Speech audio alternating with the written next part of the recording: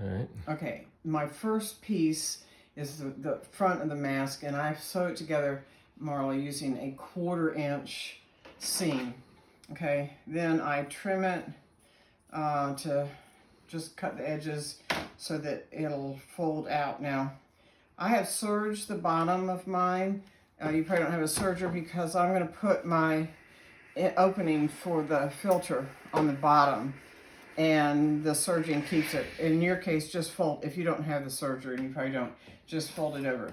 All right, then I take the piece of the bottom of the aluminum pie pan, or baking pan, the cheap disposable kind that your dad has cut for me, a 1/2 inch by 2.5 inches, and I press it down over the top of that seam like here, and I take it to the machine and I zigzag it in place because I think it's quicker, and the machine just goes right over.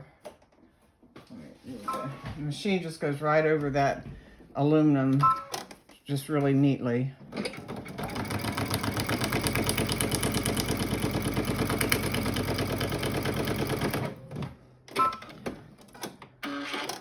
Okay, then I sewed the inside piece 3/8 of an inch because the inside piece is it fits better that way. Trust me on that.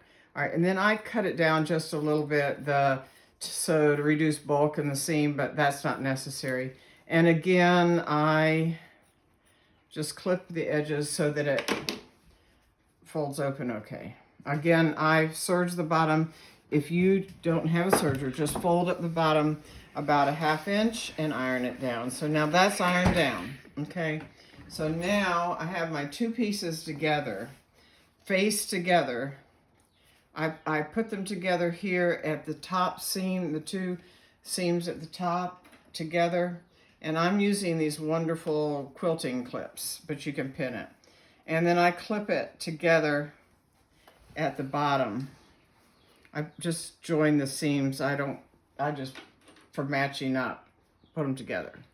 Okay, then again, I'm folding it inside so that the inside is in, and then I'm taking my elastic and I'm putting it inside one side, and I'm clipping it, and I'm clipping the other one here,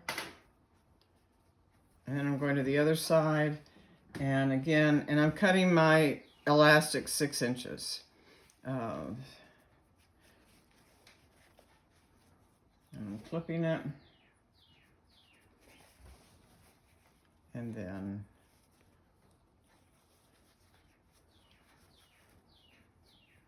clipping it. All right, now I'm going to go to the machine, and I'm going to start on the bottom of my face mask about halfway between the center seam and the edge, and I'm going to again probably do a 3/8 seam, and when I sew, I'm going to start sewing. Oops, so, and then I backstitch a little bit because this is where I'm going to turn, and it has a tendency to pull if you don't backstitch. All right, so then I come down here to where my elastic is, and I backstitch several times. Forward stitch, back stitch, and I turn and I go forward. I really want to get that elastic nailed down in there so it doesn't pull and pull out. And I come to the other end again. And don't worry, in this case, and it happens a lot that the top piece sometimes is a little bigger than the bottom piece. My 1/8 inch didn't make enough of a difference. I'm going to turn it. Now I'm forward and back. Now I'm going to sew here very close to this thing because I need to avoid that metal. It goes over it sometimes, and it's like, so I'm sewing along that curve, sewing my seams down, following the curve.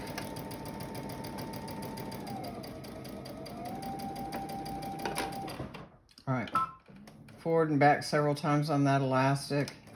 just to really nail it down.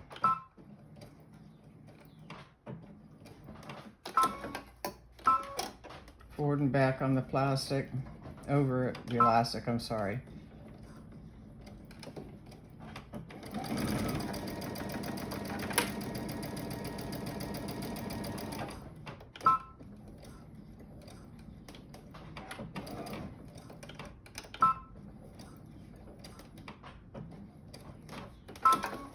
All right.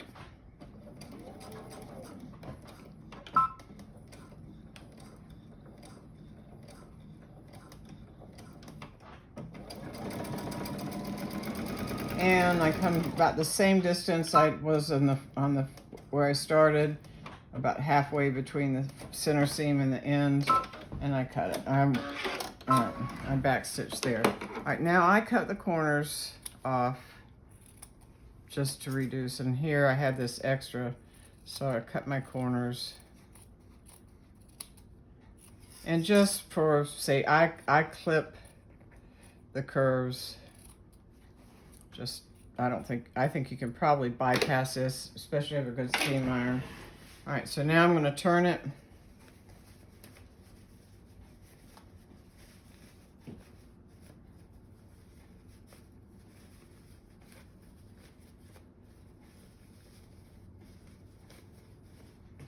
I take this handy dandy little thing to push out my seams before I iron it. This is, you can use a pencil, you can use just almost anything. All right, so now I kind of go here and I iron down my nose so that seems to, I actually iron the whole thing. And this, where I turn, I iron this together. This opening right here is where we're going to put in whatever filter material you're using. We're using the HEPA filters that are cut up. We have a picture of one. We have one right behind us. So we stick the HEPA filter. I put the shiny side, the coated side, towards the face part of the mask. And I tell people to take that out before they wash their mask, and I'd also replace these fairly frequently.